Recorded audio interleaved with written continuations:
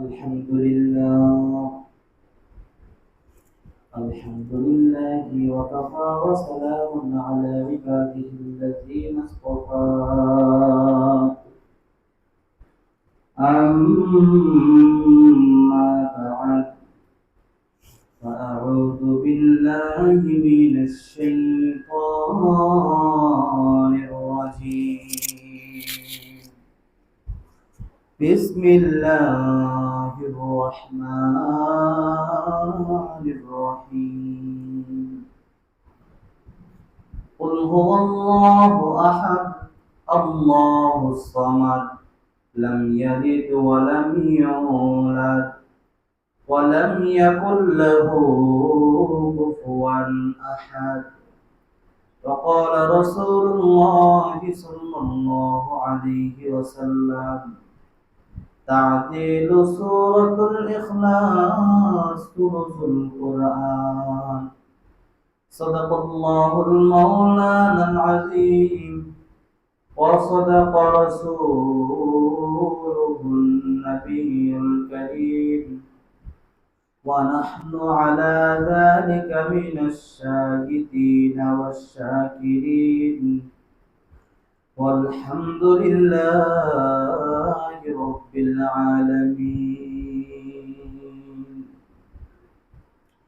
اللهم صل على محمد وعلى آل محمد كما صليت على إبراهيم وعلى آل إبراهيم إنك حميد مجيد.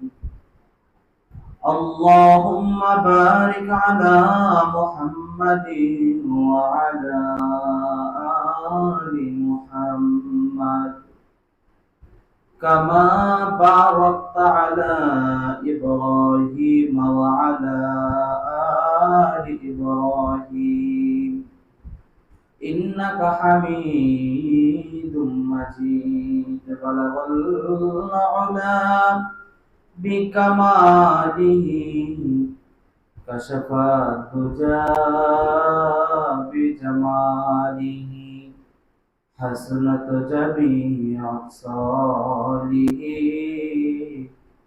صلوا عليه وآله.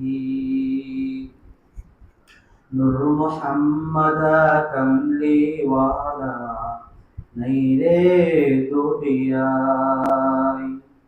نور محمد کملی والا نیرے دنیائی. আজকে নিকুমাতুম জারি, আজকে নিকু আগা জারি সোনার মদিনায়. নূর মুহাম্মদ কামলি ওয়ালা নাইরে দুনিয়ায়. আজকে নিকু আগা জারি, আজকে নিকু মাতুম জারি সারা দুনিয়ায়. নূর মুহাম্মদ কামলি ওয়ালা নাইরে দুনিয়ায়. নবীজি ওফাতের কানি বনের যত পশু পাখি সবাই কান্দে. নবীজির ওফাতের কানি বনের যত পশু পাখি সবাই কান্দে. কান্দিয়া কান্দিয়া সবাই, কান্দিয়া কান্দিয়া সবাই জমিনে লুটায়. নূর মুহাম্মদ কামলি ওয়ালা নাইরে দুনিয়া. আমার দিনের নবী নূর মুহাম্মদ নাইরে দুনিয়ায়. বালাগাল উলা বিকামালিহি কাশাফা তুজা বিজামালিহি حسنت جميع صالحه صلوا عليه وآله الحمد لله মহান আল্লাহ তাআলার দরবারে অসংখ্য শুকরিয়া যে মাবুদ আমাদেরকে সকল মানুষ থেকে যাচাই বাছাই করে নির্বাচিত করেন। সবচাইতে প্রিয় জায়গা আল্লাহ তাআলার পছন্দের একটি জায়গায় আসার বসার তৌফিক দান করেছেন, দুটি কথা বলার মতো শোনার মতো উৎসাহিত করেছেন। সেজন্য সবাই মন থেকে শুকরিয়া আদায় করি আলহামদুলিল্লাহ। আজ আমাদের সবচাইতে বড় পরিচয় ওয়াসাম্মাকুমুল মুসলিমিন, আমরা একজন মুসলমান। আমার ভাইরা, আমার বন্ধুগণ, সর্বপ্রথম আপনাদেরকে জিজ্ঞাসা সকলে কেমন আছেন? আলহামদুলিল্লাহ, আমিও ভালো আছি। আমরা জানি পবিত্র কোরআনের আল্লাহ সূরা নাযিল করেছেন 114টি সূরা। কয়টি সূরা? 114টি সূরা আল্লাহ নাযিল করেছেন। তো আমরা এটাও জানি যে কিছু কিছু সূরা নাযিল করেছেন মক্কায়, কিছু কিছু সূরা নাযিল করেছেন মদিনায়। তো কোন সূরাকে মাক্কি সূরা বলা হয়, কোন সূরাকে মাদানী সূরা বলা হয়, আমি আপনার মুসলমান হিসাবে জানা দরকার আছে না? মক্কি সূরা বলা হয় রাসূল মানে মক্কায় থাকা অবস্থায় যে সূরাগুলো নাযিল হয়, যদিও মক্কা এরিয়ার বাইরে হয়। বুঝেন নাই? মানে রাসূল মক্কায় থাকছেন, কোন কাজের জন্য দূরে কোথাও গেছেন, তারপরে ওই সূরাকে মাক্কি সূরাই বলা হয়। ঠিক তেমনি ভাবে রাসূল যখন হিজরত করে মদিনায় চলে গেলেন, ওই মদিনায় গিয়েও যদি দূরে কোথাও যাইতেন, ওই সময় সূরা নাযিল হইতো, ওই সূরাকে সূরা মাদানী সূরাই বলা হয়। আমার বন্ধুগণ, আজ আমি আপনাদের সম্মুখে ছোট্ট একটি সূরা তেলাওয়াত করেছি। এই ছোট্ট একটি সূরা আমি তেলাওয়াত করেছি। সূরাটার নাম হলো সূরাতুল ইখলাস। কি বলেন, নাম কি সূরা? সূরাতুল ইখলাস। পবিত্র কোরআনের 114টি সূরার মধ্যে বিভিন্ন সূরার মধ্যে আপনি নজর করে দেখবেন কোনো না কোনো প্রেক্ষাপটে নাযিল হয়েছে, কোনো না কোনো ঘটনা এই সূরার ভিতরে পাওয়া যায়। তবে দুইটি সূরা আছে যে দুই সূরার মধ্যে কোনো ঘটনা আপনি খুঁজে পাইবেন না, সরাসরি এক বিষয়ে আলোচনা করা হয়েছে। তার মধ্যে একটা হইল সূরাতুল ইখলাস, আরেকটা হইল সূরাতুল কাউসার। এই দুটোই সূরার দিক দিয়ে ছোট সূরা। ছোট সূরা না? তো সূরাতুল ইখলাস কে বলা হয় শান ইলাহি, সূরাতুল কাউসার কে বলা হয় শান রাসূল। বলেন, সূরাতুল ইখলাস কে কি বলা হয়? শান ইলাহি, মানে আল্লাহ তাআলার শান। আর সূরাতুল কাউসার কে বলা হয় শান রাসূল, রাসূলের শান। আমার বন্ধুগণ, তাফসীর করার কয়েকটি নিয়ম আছে। প্রথম নিয়ম হইল, আপনি যেই সূরাটা আলোচনা করি, এই সূরাটা কোন কারণে নাযিল হয়েছে, প্রেক্ষাপট কি। কোনো না কোনো কারণে তো একটা সূরা নাযিল হয়। আবার আমাদের জানতে হবে এই সূরার থেকে আমাদের শিক্ষণীয় বিষয় কি, সূরার ফজিলত কি, তাৎপর্য কি। আমার বন্ধুগণ, সবাই একটু আমার দিকে মনোযোগী হন। সূরাতুল ইখলাস এমন একটি মুহূর্তে নাযিল হয়েছে, আমার রাসূল যেই সময় 40 বছর বয়সে উপনীত হইলেন, রাসূল তখন নবী বলে বিবেচিত হইলেন। সমস্ত মানুষ জানলেন যে তিনি একজন নবী। আল্লাহ জানিয়ে দিয়েছেন, নবী আপনি মানুষের কাছে শুধু মুহাম্মদ আর বইলেন না, আপনি মানুষকে এখন থেকে বলে দেন, ও দুনিয়ার মানুষ, আমার আর মুহাম্মদ বইল না, সাথে রাসূলও বইল। আল্লাহু আকবার বলেন। ওই সময় তো আমার রাসূলের শত্রুর কোনো অভাব নেই। আজকে এখন হামিম যদি একটা সত্যি কথা বলে ফেলে, তো মানুষ কিন্তু, আমরা কিন্তু খেপে যাবো, দেখ তুমি বুঝো কি, তুমি যে একটা সত্য, তুমি কি বুঝো, তুমি কেন সত্য মিয়া, তোমার কি হক, তুমি কি বুঝো, আমরা বলবো না? ঠিক আমার রাসূল যে সময় ছিলেন, ওই রাসূলের বয়সটাও তো কম ছিল, রাসূলের বয়স তো বেশি ছিল না। তো রাসূল যখন মানুষের কাছে সবার বিপক্ষে একটি কথা বলে দিলেন, ও দুনিয়ার মানুষ, নিজেই খোদা বানাইলা, নিজেই প্যাক দিয়া লেপ দিয়া তোমরা একটা খোদা বানাই এটার পূজা করো। সকালবেলা আকাশে তাকায় দেখো সূর্য উঠছে, বলো এটা তোমার রব। কিছুক্ষণ পরে সূর্য ডুবে গেলে যখন চাঁদ ওঠে তখন বলো যে এটা আমার রব। চাঁদ ডুবে গেলে বলো তারকা আমার রব। তারকা ডুবে গেলে অন্ধকার হয়ে গেলে বলো এই অন্ধকার আমার রব। কিন্তু রব হলেন তিনি, যিনি সব সময় বিরাজমান থাকবেন, সব সময় বিদ্যমান থাকবেন। আমার বন্ধুগণ, রাসূল যখন সকল মানুষের কাছে বলে দিলেন, সবাই আমার দিক তাকান, রাসূল যখন বলে দিলেন আজ থেকে আমাকে শুধু মুহাম্মদ বইল না, রাসূল বলে দাও, তখন রাসূলের শত্রুর কোনো অভাব নাই। কথা বুঝতেছেন? তো রাসূলের যে শত্রুর কোনো অভাব নাই, তখন রাসূল পাওয়ারফুলের দিক দিয়ে রাসূল পাওয়ারফুল ছিলেন না। রাসূল যার ঘরের মধ্যে ছিল, রাসূলের বাবা, রাসূলকে পেটে থাকা অবস্থায় রাসূলের বাবা মারা গেলেন। 6 বছর বয়সে যখন মা আমেনা তাকে নিয়ে রাসূলের বাবার কবর জিয়ারত করার জন্য যাইবেন, প্রতিমত আমেনাও মারা গেলেন। 8 বছর তখন দাদা লালিত পালিত করলেন, 8 বছর বয়সে দাদাও মারা গেলেন। আমার বন্ধুগণ, বলেন তো, বাবা মারা গেছে রাসূলকে পেটে থাকা অবস্থায় নাকি পেট থেকে বাইরে হওয়ার পর? পেটে থাকা অবস্থায় মারা গেছে।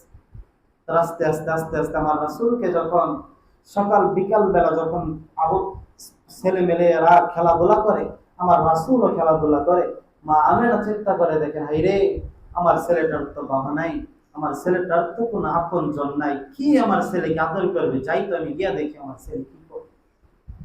আমার বন্ধু, আমার রাসূল যখন খেলাধুলা করে তখন মা আমেনা নজর করে দেখে রাসূল তো খেলে না, এক মাঠের কোনায় গিয়া চিৎকার করে করে কাঁদে।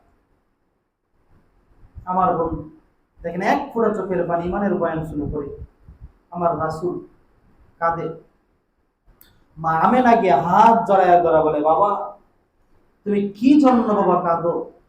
আমার রাসূল কান্না বিগলিত কণ্ঠে বলে, মা এই যে দেখো ছোট ছোট বাচ্চারা, বিকাল বেলা দেখি একের পর একজনের ভাই আসে, একজনের বোন আসে, একজনের বাবা আসে, একজনের মা আসে, কত আদর করে করে কুলে নেই, কাঁধে নেই, চুমা খায়, কিন্তু আমার তো কেউ নাই, আমাকে আদর করবে কি? আমার সেই রাসূল যখন দাদাও আস্তে আস্তে যখন বড় হইলেন, বলে মা গো আমার তো বাবা নাই, আমাকে একটু নিয়ে চলে, বাবার কবরটা দেখ। ছোট গোলামান বলে না, তাক বাবার কবরটা দেখ। বাবার কবর দেখার জন্য যখন যাইল, প্রতিমধ্যে কিন্তু তার মাও মারা গেল। রাসূল এতিম, 6 বছর বয়সে মাকে হারায় ফেল। আর তারপর তার দাদার কাছে লালিত পালিত হইল, 8 বছর বয়সে দাদাকেও হারায় ফেল। তারপর যখন আস্তে আস্তে দাদা মারা গেলেন, 8 বছর বয়সে তার চাচা আবু তালেবের জিম্মায় চলে গেল। আবু তালেব মক্কার মধ্যে এমন একজন পাওয়ারফুল ব্যক্তি ছিলেন, তার উপর দিয়ে কথা বলার মতো কেউ ছিল না। কারণ যার কেউ নাই তার আছে কে? বলেন, আল্লাহ। মানুষ, সমস্ত মানুষ আইসা বলেন, আবু তালেব তোমার বাতিজাকে থামাও, তোমার বাতিজাকে বলে দাও কি জন্য তোমার বাতিজা আমাদেরকে এক আল্লাহর দাওয়াত দেয়, আমরা কত কত খোদা মানি, আমাদের সমস্যার সমাধান করতে পারে না, তো তোমার এই বাতিজা কিভাবে এই সমস্যার সমাধান করবে? বলে ঠিক আছে, আমার বাতিজা তো এখন নাই। আমার বন্ধুটা আমার দিক তাকান, বলে আমার বাতিজা তো নাই, এখন আমি কি করব? বলে ঠিক আছে, আমরা চলে যাচ্ছি, আপনার ভাতিজাকে আপনি বোঝায়েন। তারপর শুনেন আরেকটা কথা, শুনেন চাচা, আপনি আরেকটা কথা শুনেন, আপনি তো চাচা, আপনার ভাতিজাকে বললেন এই কালিমার দাওয়াতটা বন্ধ করে দিতে, যদি বিনিময়ে সুন্দরী রূপসী মেয়ে চাই, সুন্দরী রূপসী মেয়ে দিব, যদি আপনার ভাতিজা রাজা বাদশাহী চাই, রাজা বাদশাহ দিব। আমার রাসূল কিন্তু লোভী ছিলেন না। আমার রাসূল লোভী ছিলেন না। বিকাল বেলা যখন বাড়িতে আসলেন, চাচা ডাক দিয়ে বললেন, ভাতিজা, ও ভাতিজা, তোমার ব্যাপারে তেমন এমন রিপোর্ট আসছে, তুমি নাকি মানুষের কাছে এরকম দাওয়াত দেও, এক আল্লাহর দাওয়াত দেও, তোমার ব্যাপারে তো সবাই খেপে গেছে, যদি সবাই এরকম ভাবে খেপেই থাকে, আমি কিন্তু কিছু করতে পারবো না। কিছু করতে পারবো আমি? বলে চাচা আর কি বলছি? বলে তুমি যদি সুন্দরী মেয়ে চাও, সুন্দরী মেয়ে দিবে, তুমি যদি রাজা বাদশাহী চাও, রাজা বাদশাহী দিবে। বলে চাচা আর কি? বলে চাচা রাজা বাদশাহী দেওয়া সম্ভব, সুন্দরী মেয়ে দেওয়া সম্ভব। এই যে দেখেন আকাশের মধ্যে চন্দ্র দেখা যায়, এই চন্দ্র যদি আমার হাতে এনে দেয়, আরেক দিকে দেখেন সূর্য দেখা দেয়, সূর্য যদি আমার হাতে দেয় আমি এই কালিমার দাওয়াত ছাড়বো। আমার ভাইরা, মুসলমান ভাইরা রে আমার, আর যুবক বন্ধু,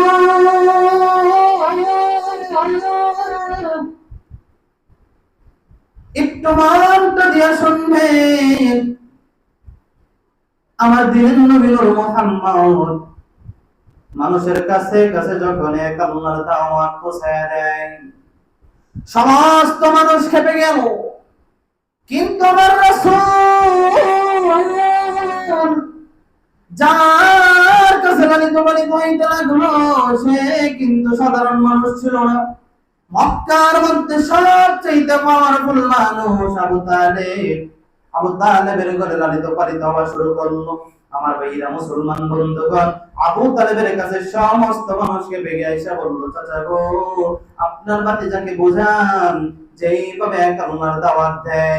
আপনার ভাতিজা যদি আমাদের কাছে সুন্দরী মেয়ে চাই, আমাদের কাছে আলামত সেই চাই, আমরা দিতে পারবো। আমার রাসূল যখন বিকাল বেলা বাড়িতে আসলো, ডাক দিয়া বলে, মুহাম্মদ, ও আমার ভাতিজা, তোমার ব্যাপারে তেমন এমন রিপোর্ট আসছে, কি করবা গো ভাতিজা? তোমার ব্যাপারে আরো কিছু বলেছে, তুমি যদি সুন্দরী মেয়ে চাও সুন্দরী মেয়ে দিবে, রাজা বাদশাহী দিবে, কিন্তু তোমার এই দাওয়াত ছেড়ে দিতে হবে। আমার রাসূল ডাক দিয়ে বললেন, চাচা গো, এইটা দেওয়া তো সম্ভব, কিন্তু অসম্ভবকে যদি সম্ভব করে, আকাশের সূর্যটা যদি আমার হাতে দেয়, আকাশের চন্দ্রটা যদি আমার হাতে দেয়, আমি যে কালিমার দাওয়াত পৌঁছাইতেছি বিন্দু মাত্র ছাড়বো না। আমার ভাইয়া, কাফেররা যখন আমার রাসূলের সাথে দেখা হয়, ইহুদিরা যখন আমার রাসূলের সাথে দেখা হয়, বন্ধু খুব মনোযোগ দিয়ে শুনবেন, সবচেয়ে নিকৃষ্ট একটা জাতি হইল ইহুদি জাতি। কোন জাতি? ইহুদি জাতি। আমার রাসূলের কাছে আয়েশা বললেন, ওই মুহাম্মদ, ইয়া মুহাম্মদ, তুমি বলো তোমার রব কি করে? তোমার রবের কি কোনো পিরি আছে নাকি? আমার বন্ধু রে, ওই লোকগুলা যখন আমার রাসূলের কাছে ইয়া মুহাম্মদ, ও মুহাম্মদ বলে, এইগুলো আমার আল্লাহ বরদাস্ত করতে পারে না। আমার আল্লাহ রাব্বুল আলামিন সমস্ত মানুষদেরকে দাঁত ভাঙা জবাব দেওয়ার জন্য সূরাতুল ইখলাস ইলাহি নাযিল করে দিয়েছে। তো জোরে বলেন সুবহানাল্লাহ। সূরাতুল ইখলাস নাযিল করে জানায়া দেন, ও দুনিয়ার ও নবীজি, আপনি সমস্ত মানুষের কাছে জানায়া দেন, কুল হুয়াল্লাহু আহাদ, আপনি বলে দেন তিনি আল্লাহ একক। তিনি আল্লাহ কি? একক। আল্লাহ এক বলেন নাই, কারণ একের পরে দুই আছে, দুইয়ের পরে তিন আছে, তিনের পরে চার আছে। আল্লাহ বলেছেন কুল হুয়াল্লাহু আহাদ, আল্লাহ একক। আল্লাহ একক। দুই নম্বর আয়াতে বলেছেন আল্লাহুস সামাদ, আল্লাহ অমুখাপেক্ষী, আল্লাহ অনির্ভরশীল, আল্লাহ কারোর উপর নির্ভরশীল না। তিন নম্বর আয়াতের মধ্যে আল্লাহ বলেছেন লাম ইয়ালিদ ওয়া লাম ইউলাদ, লাম ইয়ালিদ তিনি কাউকে জন্ম দেন নাই, ওয়া লাম ইউলাদ তাকেও কেউ জন্ম দেয় নাই, ওয়া লাম ইয়াকুল লাহু কুফুয়ান আহাদ তার সমকক্ষ কেউ নাই। আমার বন্ধুগণ, খুব মনোযোগ দিয়ে শুনবেন। আল্লাহ রাব্বুল আলামিন সূরাতুল ইখলাস নাযিল করে দিলেন। সূরাতুল ইখলাস কেমন বড় সূরা, আমার রাসূল বলেছেন, পবিত্র কোরআনের মধ্যে দুইটা সূরা আছে, একটা হইল আল্লাহর প্রশংসা, আরেকটা হইল রাসূলের প্রশংসা। সূরাতুল ইখলাস কেমন মর্যাদাপূর্ণ সূরা রে! সূরাতুল প্রত্যেকটা সূরার মধ্যে নজর করে দেখবেন, সূরার ভিতরে এই সূরার নামের অংশটা থাকে। আমার বন্ধু রে, সূরাতুল ইয়াসিনের ভিতরে ইয়াসিনুল কুরআনিল হাকিম, ইয়াসিন শব্দটা আছে না নাই? সূরাতুদ দুহার ভিতরে ওয়াদ-দুহা শব্দ আছে না নাই? এরকম ভাবে প্রত্যেকটা সূরার ভিতরে দেখবেন কিছু না কিছু অংশ আছে। সূরাতুল কাউসার, ইন্না আ'তাইনাকাল কাউসার, আমি আপনাকে অধিক কল্যাণ দান করেছি। আমার বন্ধু, সূরাতুল ইখলাসের ভিতরে যে সূরা আল্লাহ নাযিল করলেন সূরাতুল ইখলাস, পুরা সূরার ভিতরে ইখলাস শব্দ নাই। আমার বন্ধু, কেমন মর্যাদাপূর্ণ সূরা! রাসূল বলেছেন তাদিল সূরাতুল কুরআন, সূরাতুল কুরআন যদি কোন ব্যক্তি এই সূরাতুল ইখলাস একবার পাঠ করে, আমি আমার আল্লাহ রব্বে কারীম ওই বান্দার আমলনামায় 10 পারা কোরআন নাযিল করে দেন। 10 পারা কোরআন পড়লে যেমন সওয়াব, সূরাতুল ইখলাস একবার পড়লে তেমন সওয়াব। আমার বন্ধু, আল্লাহর রাসূল সমস্ত সাহাবায়ে কেরামদেরকে ডাক দিয়ে বলেন, সাহাবীরা রে, তোমাদের মধ্যে এমন কোন সাহাবী আছে রে সবচাইতে সবার আগে কোরআন তেলাওয়াত করে আমারে শোনাইতে পারবা? ও সাহাবীরা রে, এমন কোন সাহাবী আছে সবার আগে কোরআন খতম দিতে পারবা? সমস্ত সাহাবায়ে কেরাম কোরআনের খতম শুরু করলেন। একজন সাহাবী আমার রাসূলের কাছে আয়েশা বললেন, রাসূল গো, আমি কোরআন খতম দিয়েছি। আল্লাহর রাসূল ডাক দিয়ে বললেন, সাহাবী রে, তুমি কিভাবে কোরআন খতম দিয়েছো? আল্লাহর রাসূলকে ডাক দিয়ে বললেন, ও নবীজি, আমি সূরাতুল ইখলাস 3 বার পড়েছি। আল্লাহ রাব্বুল আলামিন আমার আমলনামায় এক খতম কোরআনের সওয়াব দিয়েছেন। আমার বন্ধু, আল্লাহর নবী রাসূল হাদিসের মধ্যে বলেছেন, তাতিল সূরাতুল কোরআন সূরাতুল কোরআন, যদি কোনো ব্যক্তি সূরাতুল ইখলাস একবার পড়ে, আমি আল্লাহ 10 পারা কোরআন পড়লে যে সওয়াব হয়, এই সওয়াব আমি আল্লাহ একবার সূরা ইখলাস পড়ার কারণে তার আমলনামায় দেয়া দেয়। এখানে কে কে রাজি আছেন 10 পারা কোরআনের সওয়াব এই মুহূর্তে নিতে হাত তোলেন? আমার বন্ধু, আমরা সবাই চাই আল্লাহ আমাদেরকে এই মুহূর্তে 10 পারা কোরআনের সওয়াব দেন। আমার সাথে পড়েন, বিসমিল্লাহির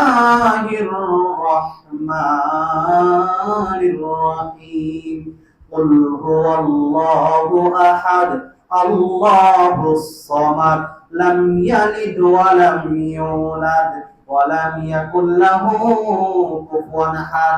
আমার বন্ধু, দুনিয়ার সব মিথ্যা হইতে পারে, কিন্তু এই মুহূর্তে যে আপনি সূরাতুল ইখলাস পড়লেন, 10 পারা কোরআন পড়লে যে সব হইতো, এই সব কিন্তু আমার আল্লাহ আপনার আমলনামায় দিয়ে দিয়েছে। আমরা আর কেন বাকি থাকবো? আরো আসেন না, আর 2 বার সূরাতুল ইখলাস পাঠ করে কোরআনের খতম আমরা নিয়ে নেই। পড়েন, বিসমিল্লাহির রহমানির রহিম, কুল হুয়াল্লাহু আহাদ, আল্লাহুস সামাদ, লাম ইয়ালিদ ওয়া লাম ইউলাদ ওয়া লাম ইয়াকুল লাহু কুফুয়ান আহাদ। বিসমিল্লাহির রহমানির রহিম, কুল হুয়াল্লাহু আহাদ, আল্লাহুস সামাদ, লাম ইয়ালিদ ওয়া লাম ইউলাদ ওয়া লাম ইয়াকুল লাহু কুফুয়ান আহাদ। জোরে বলেন আল্লাহু আকবার। আমার কোরআন শুনে আল্লাহু আকবার বললে সওয়াব আছে না? এই কোরআন আপনার জন্য হাসরের ময়দানে সুপারিশের কামদারি হবে। এই কোরআন আপনাকে শাফায়াত করবে। আল্লাহ তিনি দুনিয়ার সব ছেড়ে দিয়েছিল, কিন্তু আমি কোরআনকে ছাড়ে নাই। এইটা হলো এমন একটি কোরআন, দুনিয়ার সব আপনাকে ধোঁকা দিতে পারে, কিন্তু যে আমলটুকু আপনি করে যাইবেন, সে আমল আপনাকে কোনোদিন ধোঁকা দিতে পারবে না। আমার বন্ধুগণ, সূরাতুল ইখলাসের ফজিলত কেমন? আসলে সূরাতুল ইখলাসের ফজিলত বর্ণনা করে বয়ান শেষ করব। আমার বন্ধুগণ, একটু হাতগুলো উপরে তুলুন, হাতগুলো নাড়া দেন আর বলেন, আল্লাহ আমাদের প্রত্যেকটা মানুষকে তুমি সূরাতুল ইখলাসের আমল অন্তরে ঢুকায়া দাও। আমার বন্ধুগণ, হাত নামান। আল্লাহ রাসূল মক্কা থেকে অনেক দূরে চলে গেলেন। এমন মুহূর্তে জিবরাইল আমিন নাজিল হয়েছে। বলেন, কে আসছে? জিবরাইল আমিন আসছে। আয়েশা বললেন, ইয়া রাসূলুল্লাহ, ইয়া হাবিবাল্লাহ, আপনার একজন সাহাবী মারা গেছে, আপনার জানাজা পড়াইতে হবে। সাহাবীর নাম হলো মুআবিয়া ইবনে মুআবিয়া। আল্লাহ রাসূল বললেন, ও জিবরাইল, আমি কোথায় আর আমার সাহাবী কোথায়? 500-600 মাইল দূরে আমার সাহাবী, আমি কিভাবে জানাজা পড়াবো? বলে, রাসূল, আপনি যেই জায়গায় আছেন এই জায়গাতে আপনি জানাজার নিয়ত করে দাঁড়ায় যান, দেখবেন লাশ আপনার সাথে হাজির হয়ে গেছে। আল্লাহু আকবার বলে, আর জোরে বলেন আল্লাহু আকবার। রাসূল, আপনি জানাজার নিয়তে হাজির হন। এইখানে আপনি মানুষও জমা করতে হবে না, আপনি নিজ ইচ্ছায় আপনি এখানে দাঁড়ায় যান, দেখবেন লাশ আপনার সাথে এসে গেছে, দেখবেন মানুষ ভরপুর হয়ে গেছে। আমার বন্ধু, রাসূল জানাজার নিয়তে যখন দাঁড়াইলেন, কিছুক্ষণের মধ্যে রাসূল নজর করে দেখলেন লাশও সামনে এসে গেছে, আকাশটা কেমন মেঘাচ্ছন্ন হয়ে গেছে। আমার ভাইরা, আল্লাহর রাসূল ডাক দিয়ে বললেন, জিবরাইল, ও জিবরাইল, আমি বুঝলাম না, ব্যাপারটা বুঝলাম না। আমি এখানে জানাজার নিয়তে দাঁড়াইলাম, কিভাবে আমার আকাশটা মেঘাচ্ছন্ন হয়ে যায়? আল্লাহর রাসূল জিবরাইল ডাক দিয়ে বললেন, নবীজি, ও নবীজি, আপনার বোঝার দরকার নাই, আপনি নামাজের জন্য দাঁড়ায় যান, নামাজ শেষ করেন, তারপরে আমি আপনার সাথে কথা বলবো। আমার বন্ধুগণ, আমার ভাইরা বন্ধুগণ, রাসূল নামাজের মধ্যে জানাজার নামাজ শেষ করলেন। শেষ করে নজর করে দেখেন পুরো আকাশটা কেমন মেঘাচ্ছন্ন হয়ে গেছে, দুনিয়াটা কেমন অন্ধকার হয়ে গেছে। আল্লাহর রাসূল ডাক দিয়ে বললেন, জিবরাইল রে, আকাশ কেমন মেঘাচ্ছন্ন হয়ে গেছে, কারণ কি আমি ব্যাপার বুঝলাম না। জিবরাইল আমিন ডাক দিয়ে বললেন, নবীজি আপনি কিভাবে বুঝবেন? এই আপনার সাহাবীর জানাজার মধ্যে দুনিয়ার মধ্যে এমন কোন ফেরেশতা নাই জানাজার মধ্যে অংশগ্রহণ করে নাই। আরো জোরে বলেন সুবহানাল্লাহ। আমার নবী বললেন, জিবরাইল রে, আমি জানতে চাই আমার এই সাহাবীর এত মর্যাদা কেন? জিবরাইল আমিন ডাক দিয়ে বললেন, নবীজি এই সাহাবী দুনিয়াতে ভালো তেমন কিছু করতে পারে নাই, সূরাতুল ইখলাস পাঠ করতো, বৈশাখে সূরাতুল ইখলাস, ঘুমাইবে এমন মুহূর্তে সূরাতুল ইখলাস, আমার আল্লাহ রাব্বুল আলামিন খুশি হইয়া তাকে সারা জিন্দেগীর গুনাহ মাফ করে দিয়েছে।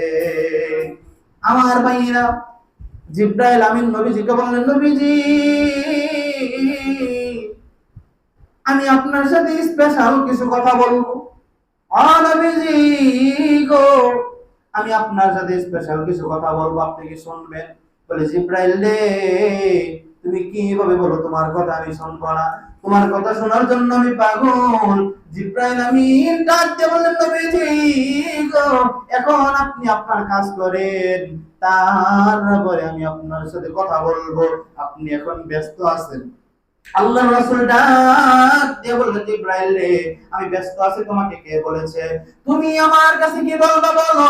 জিবরাইল আমিন আমার রাসূলকে ডাক দিয়ে বললেন, নবীজি গো, আমি এখন আপনার সাথে যদি কথা বলি আমার বেয়াদবি হবে, কারণ আপনার পিছনে আপনি নজর করে দেখেন একজন সাহাবী আছে।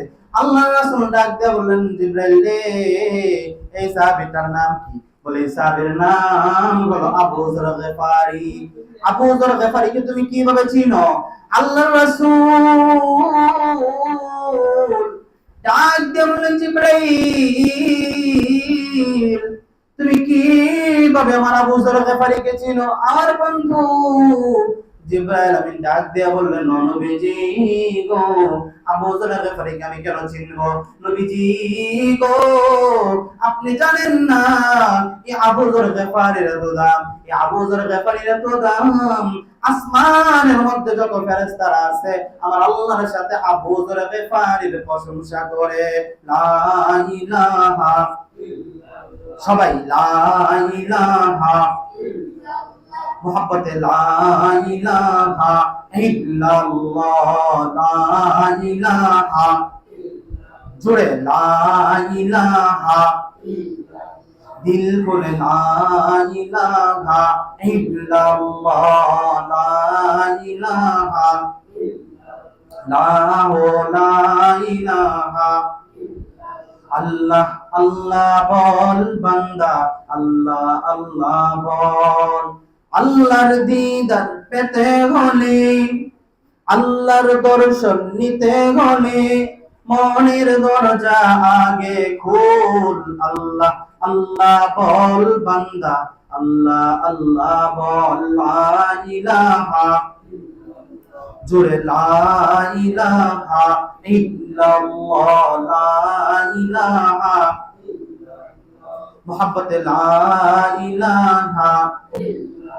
আমার দিনের নবী নূর মুহাম্মদ নাই রে দুনিয়ায়, আজকে নেকু মাতুম জারি, আজকে নেকু আহা জারি সারা দুনিয়ায়।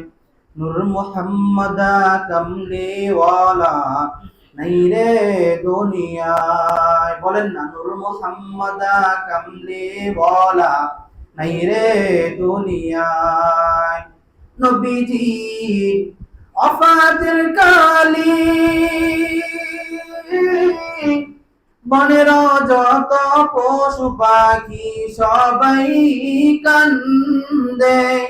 নবীজি ওফাতের কথা শুনিয়া বনের যত পশু পাখি সবাই কান্দে, কান্দিয়া কান্দিয়া সবাই, কান্দিয়া কান্দিয়া সবাই জমিনে লুটায়। নূর মুহাম্মদ কামলি ওয়ালা নাই রে দুনিয়ায়, লা ইলাহা মোহাম্মদ, লা ইলাহা জোরে, লা ইলাহা ইল্লাল্লাহ, লা ইলাহা, লা ইলাহা ইল্লাল্লাহ মুহাম্মাদুর রাসূলুল্লাহ।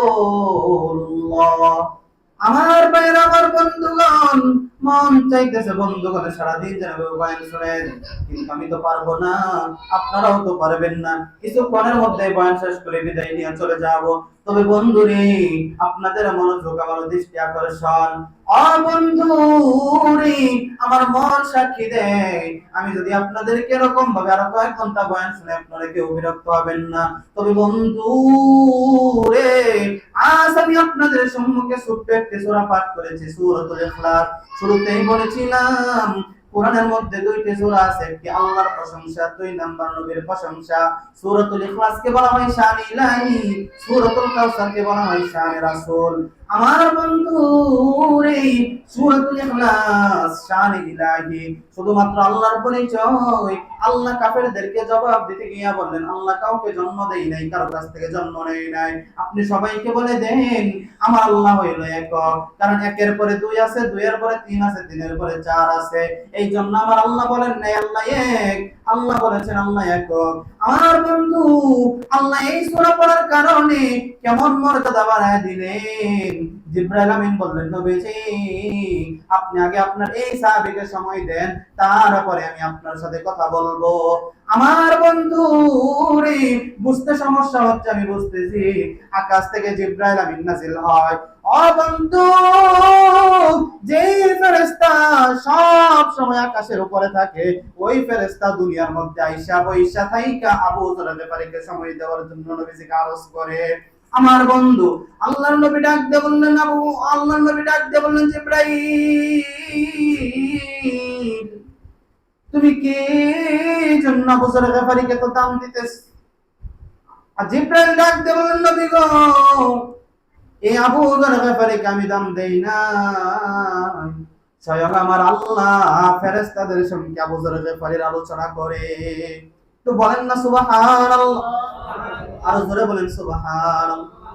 আল্লাহর নবী জানতে চাই, জিবরাইল আবু যর গিফারী এমন কি আমল করেছে যে আমার আল্লাহ প্রশংসা গায়? আল্লাহর নবীর কাছে জিবরাইল জানায় দে, ও নবীজি, আবু যর গিফারীকে যেই কারণে আমার আল্লাহ প্রশংসা করে, এই প্রশংসা যদি দুনিয়ার কোন মানুষের অন্তরে ঢুকাইতে পারে, ওই মানুষের ব্যাপারে আমার আল্লাহ প্রশংসা করবে। আমার বন্ধু রে, আপনি কি চান যে আমার আপনার ব্যাপারে আল্লাহ প্রশংসা করুক? কে কে চান? দুই হাত আল্লাহকে দেখায় দেন, ও আল্লাহ তোমার এই বান্দাগুলো চাই আবু যর গিফারীর মতো আমল। সবাই হাত নামান। আমার বন্ধু রে, জিবরাইল ডাক দিয়ে বললেন, নবীজি যেই কারণে আল্লাহ আবু যর গিফারীর বর্ণনা প্রশংসা করে, আপনার কোন বান্দা, আপনার কোন উম্মত যদি এইভাবে আমল করতে পারে, আপনার ওই বান্দার ব্যাপারে আমার আল্লাহর কাছে প্রশংসা গাইবে। আমার বন্ধু, জিবরাইল আমিন ডাক দিয়ে বললেন, নবীজি আবু যর গিফারীর তেমন কোনো বড় আমল নাই, দুইটা আমল আছে, এই দুই আমলের কারণে আল্লাহ প্রশংসা করেন। আপনি সবাইকে জানায় দিবেন এই দুই গুণের জন্য গুণান্বিত হয়। দুই গুণে যদি গুণান্বিত হইতে পারে নবীজি, দুনিয়ার সব কিছু মিথ্যা হইতে পারে, কিন্তু আল্লাহ তার প্রশংসা করবে, এটা মিথ্যা হবে না। আমার বন্ধু, এক নাম্বার ডাক দিয়ে বললেন, নবীজি গো, আবু যর গিফারীর কোনো অহংকার নাই। আমার বন্ধু, কেমন অহংকার নাই? আল্লাহ দুনিয়াতে জান্নাতের সার্টিফিকেট দিয়া দেন, আবু যর মা তাকদ্দামা মিন যামবিকা মা তাআখারা, তোমার পিছনে যত গুনাহ করেছো সব আমি আল্লাহ maaf করে দিয়েছি, সামনে যত প্রশংসিত গুনাহ করব আমি আল্লাহ maaf করে দেব। ও ও আবু যর, আবু যরের কোনো গেফারি, আবু যর গেফারির কোনো অহংকার নাই। আমার বন্ধু রে, 2 নাম্বার আমল হইল আবু যর গেফারি সব সময় সূরাতুল ইখলাসের আমল করে। 1 নাম্বার আমল হইল কোনো অহংকার নাই, 2 নাম্বার সূরাতুল ইখলাসের আমল করে। সবাই একটু বলেন 1 নাম্বার আমল কি? কোনো অহংকার নাই। 2 নাম্বার আবু যর গেফারি সূরাতুল ইখলাসের আমল করে। আমার বন্ধু রে, আজকে আমার সাথে ওয়াদা দিয়ে যাইবেন জীবনে কোনো অহংকারী করবেন না। আমার 5 তলা বাড়ি আছে, তার তো কিছুই নাই। আমার ছেলে বড় আলেম হইছে, তার কিছুই নাই। আমার ছেলে ম্যাজিস্ট্রেট হইছে, তার ছেলে তো কিছুই করে না। আমি একটা বাড়ি করলাম, তুই কি করলি? সারা জীবন মানুষের কাছে ভিক্ষা করে খাইলে, মানুষের কাছে টোপায়া খাইলি, আজও তুই টোপায়া খা। এমন অহংকার ছাড়তে পারবেন কে কে? 2 হাত তোলেন। আল্লাহ রাব্বুল আলামিন আমরা 2টা গুণ চাই। 1 নাম্বার আমাদের থেকে অহংকার ছিলেন, জুড়ে বলেন আমিন। ও আল্লাহ, আরেকটা আমল চাই, আমাদেরকে সব ওয়াক্ত নামাজের মধ্যে সূরাতুল ইখলাস পড়ার তৌফিক দেন। সবাই হাত নামা। আমার বন্ধু রে, আজকে থেকে কোনো অহংকার ছেড়ে দিবেন, কোনো অহংকার করবেন না।